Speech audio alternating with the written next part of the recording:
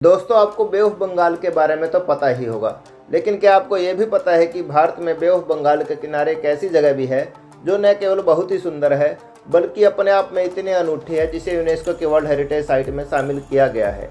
हम बात कर रहे हैं महाबलीपुरम की, जिसे मामलापुरम या फिर सात पगोड़ा का शहर भी बोलते हैं। नमस्कार फ्रेंड्स, मैं हूं Ravinder Bansal. Travel ideas by Ravi में आप सबका स्वागत है। फ्रेंड्स, कुछ समय पहले हम महाबलीपुरम गए थे और हमारी आज की वीडियो में हम आपको महाबलीपुरम के बारे में जानकारी देने वाले हैं।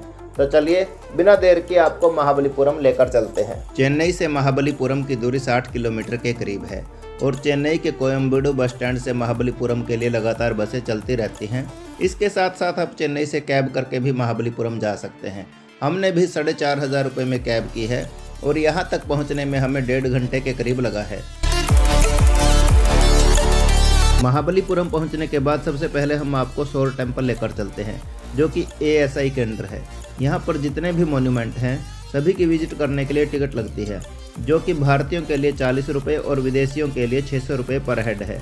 अगर शोर टेम्पल की टाइमिंग की बात करें तो यहाँ पर आप सुबह 6 बजे से रात 9 बजे तक विजिट कर सकते हैं और जो टिकट काउंटर है वो रात 8:30 बजे तक ओपन रहता है।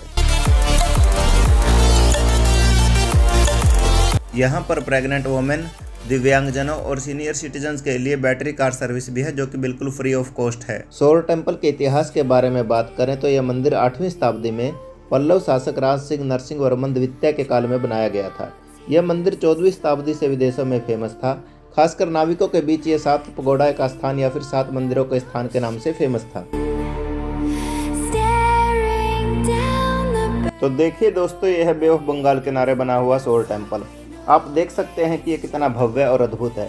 इसकी भव्यता और हिस्टोरिकल इम्पोर्टेंस की वजह से ही इसे 1984 में यूनेस्को की वर्ल्ड हेरिटेज साइट में शामिल किया गया है और ये साउथ इंडिया के सबसे प्राचीनतम मंदिरों में से एक है। मार्को पोलो और उनके बाद एशिया यूरोपीय व्यापारियों ने इस स्थल को 7 पैगोडा कहा है। माना जाता है कि यहाँ पर 7 ऐसे मंदिर थे, लेकिन 6 समंदर में डूब चुके हैं और अब ये ही एक बचा है। ये मंदिर पैगोडा जैसा दिखता है, इसलिए इन मंदिरों के समूह को 7 पैगोडा नाम नाविकों के द्वारा ही दिया गया है। दोस्तों, आजकल समंदर किनारे बड़े बड़े रिजॉर्ट देखने को मिलते हैं, जहां पर लोग छुट्टियां बिताने के लिए आते हैं। लेकिन इस मंदिर को देखकर ऐसा लगता है कि भगवान जी के लिए पल्लव राजाओं ने समंदर किनारे इस रिजॉर्ट का निर्माण किया है। यह मंदिर वाकई में बहुत ही खूबसूरत और भव्य है और इसकी भव्यता और खूबसूरती को आप यहीं पर आकर अनुभव कर सकते हैं। शोर टेम्पल देखने के बाद अब हम आपको कृष्ण मंडप की ओर लेकर चलते हैं, जो यहाँ से थोड़ी दूरी पर ही है। देखिए दोस्तों, ये है कृष्ण मंडप, जो पल्लवों के शासनकाल में ही बनाया गया है। कृष्ण मंडप में भगवान श्री कृष्ण की गोवर्धन पर्वत उठाने की लीला को दिखाया गया है। इसमें आप देख सकते हैं कि भगवान श्री कृष्ण गोवर्धन पर्वत को हथेली पर धारण किए हुए हैं और इसमें हाथों में मटकी व चारे की पोटली लिए हुए गोपी, कुल्हाड़ी के साथ लक्कड़हारा, बछड़े को दुलारती व दूध देती गाय और गांव वालों को बहुत ही निश्चिंत भाव में दिखाया गया है। दोस्तों, इन स्मारकों को देखकर ही हमें पता चलता है कि पल्लवों को इन चट्टानों के लिए कितना स्नेह और प्यार था, जो उन्होंने ऐसे बड़े बड़े स्मारकों का निर्माण कर दिया कि कई शताब्दियों के बाद भी हम इन्हें देखकर भ्रमित, चकित और स्तब्ध हो जाते हैं।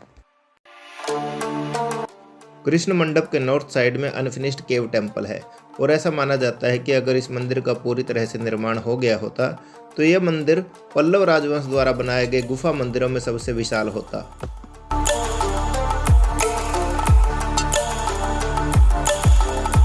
रॉक कट केव टेम्पल के पास ही अर्जुन का तप वाला स्मारक भी है, जिसे 7वीं-8वीं शताब्दी में बनाया गया है।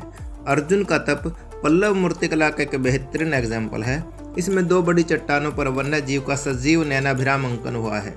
कठोर तप करने के बाद भगवान शिव द्वारा अर्जुन को वरदान के रूप में पाशुपतास्त्र देने की कथा को यहाँ पर दिखाया गया है और यहाँ पर एक भगवान विष्णु का छोटा सा मंदिर भी है। तो वहीं कुछ विद्वान इसे भागीरथ की कथा से भी जोड़ते हैं, जो कि गंगा माँ को धरती पर लेकर आए थे। यहाँ की टाइमिंग सुबह 6 बजे से शाम 6 बजे तक है और टिकट शाम 5:30 बजे तक मिलते हैं। देखिए दोस्तों, अभी तक हमने आपको इंसानों द्वारा बनाए गए मॉन्यूमेंट्स दिखाए हैं, लेकिन अब हम आपको प्रकृति के द्वारा बनाए गए मॉन्यूमेंट के पास लेके चलते हैं, जो कि अर्जुन के तप के पास ही है। इसे कृष्णाज बटरबाल बोलते हैं। कृष्णाज बटरबाल की ऊंचाई 6 मीटर, चौड़ाई 5 मीटर और इसका वजन 250 टन है।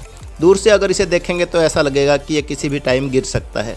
लेकिन डरने की ज़रूरत नहीं है और ये सदियों से ऐसे ही है। 20वीं सदी की शुरुआत में इसे हटाने की कोशिश भी की गई थी, लेकिन बाद में इसे ऐसे ही रहने दिया गया और आज ये महाबलीपुरम का एक मेन अट्रैक्शन बन चुका है। अगला स्मारक गणेश रथ है, जिसे 7वीं शताब्दी के उत्तरार्ध में परमेश्वर वर्मन के शासनकाल में एक ही चट्टान से तराशकर बनाया गया था।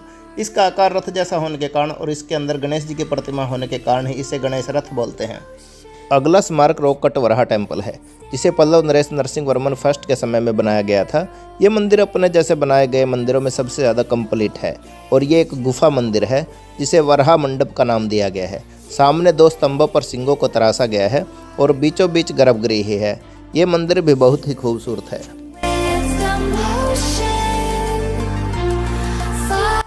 यहाँ से थोड़ा आगे जाने के बाद राय गोपुरम है। ये स्मारक पल्लवों के टाइम का नहीं है, बल्कि इसे विजयनगर के शासनकाल में बनाया गया था। यहाँ पर एंट्री गेट में सीढ़ियाँ बनाई गई हैं और ऊंचे पिलर हैं और पिलरों पर बहुत ही अच्छी नक्काशी की गई है।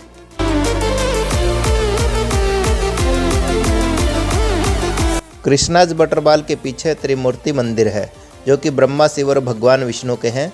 मंदिर में 3 गर्भगृह हैं, जिनमें पहला ब्रह्मा जी का, बीच का गर्भगृह भगवान शिव का है, जहां पर शिव जी की प्रतिमा के साथ साथ शिवलिंग भी स्थापित है, और आखिरी गर्भगृह भगवान विष्णु का है, जो कि शंख चक्र धारण किए हुए चतुर्भुज महाविष्णु की प्रतिमा है।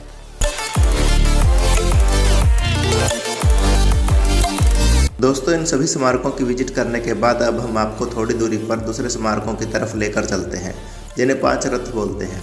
इन्हें बाहर से देखेंगे तो लगेगा कि पल्लव राजाओं ने अपने रथों को खड़ा करने के लिए पार्किंग प्लेस बनाया है।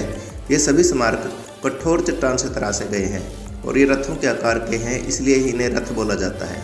ये सभी 7वीं शताब्दी में नरसिंह वर्मन के शासनकाल में बनाए गए थे और ख़ास बात यह है कि यहाँ पर एक ही पत्थर से बने हुए 5 मंदिर हैं। महाभारत के 5 पांडव और उनकी पत्नी द्रौपदी के नाम पर इन्हें 5 रथ के नाम से जाना जाता है। यहाँ पर एंट्री के लिए भी टिकट लगता है। जो टिकट आपने पहले शोर टेम्पल पर लिया था उसे संभाल कर रखिएगा, क्योंकि उसी से ही सभी मॉन्यूमेंट्स की विजिट हो जाएगी। अगर आपसे कहा जाए कि ये 5 रथ एक ही वृत्ताकार चट्टान से तराशे गए हैं तो क्या आप विश्वास कर पाएंगे? नहीं ना, पर यह सच है। यहाँ पर जो पहला मंदिर है वो द्रौपदी रथ के नाम से जाना जाता है और ये मंदिर माँ दुर्गा को समर्पित है। अगला मंदिर अर्जुन रथ है, जो भगवान शिव को समर्पित है और ये मंदिर भी बहुत ही खूबसूरत है। अर्जुन रथ के बाद भीम रथ है, जो भगवान महाविष्णु को समर्पित है। भीम रथ आयताकार आधार पर टिका है, जो लंबाई में 4 सिंह स्तंभों व 2 अलंकृत स्तंभों पर आधारित है। इसमें कोई तराशी गई मूर्ति नहीं है। भीम रथ से आगे चलेंगे तो सबसे ऊंचा धर्मराज युधिष्ठिर का रथ है, जो कि हरिहर और अर्धनारीश्वर को समर्पित है। धर्मराज युधिष्ठिर के रथ को देखेंगे तो पाएंगे कि निचले सतह के चारों तरफ बहुत ही सुंदर और बड़ी बड़ी मूर्तियां स्थापित की गई हैं। इन सब से अलग नकुल और सहदेव का रथ है, जो कि देवताओं के राजा इंद्र को समर्पित है। ये रथ भी बहुत ही खूबसूरत है। इस परिसर से बाहर आने से पहले इन स्मारकों को एक बार दोबारा देख लीजिएगा। कला के इन उत्कृष्ट नमूनों को देखकर आपका मन रोमांचित हो जाएगा। ऐसी नायाब, प्राकृतिक, अनूठी, अद्भुत कलाकृतियाँ, इनकी प्रशंसा करने के लिए आपके पास शब्द नहीं होंगे। ये कलाकृतियाँ सभी को स्तब्ध कर देती हैं, इसमें कोई शक नहीं है। यहाँ से अब हम ईश्वरा टेम्पल की ओर जाएंगे। ईश्वरा मंदिर पल्लव राजाओं के शासनकाल में शहर की सबसे ऊंची चट्टान पर बनाया गया है और इसे पुराना लाइट हाउस भी बोलते हैं। ये केवल लाइट हाउस नहीं बल्कि 8वीं शताब्दी में राज सिंह पल्लव के शासनकाल में बनाया गया शिव मंदिर था। इसे उलकनाथ मंदिर के नाम से भी जाना जाता था। यह अभी बंद है, लेकिन बाहर दीवारों पर की गई नक्काशी से इसकी खूबसूरती का अंदाज़ा लगाया जा सकता है। ऊपर चढ़कर शहर का जो खूबसूरत नज़ारा आप अपनी आंखों से देखोगे, उसके बाद सीढ़ियाँ चढ़ने की जो आपकी थकान होगी वो सारी छूमंतर हो जाएगी।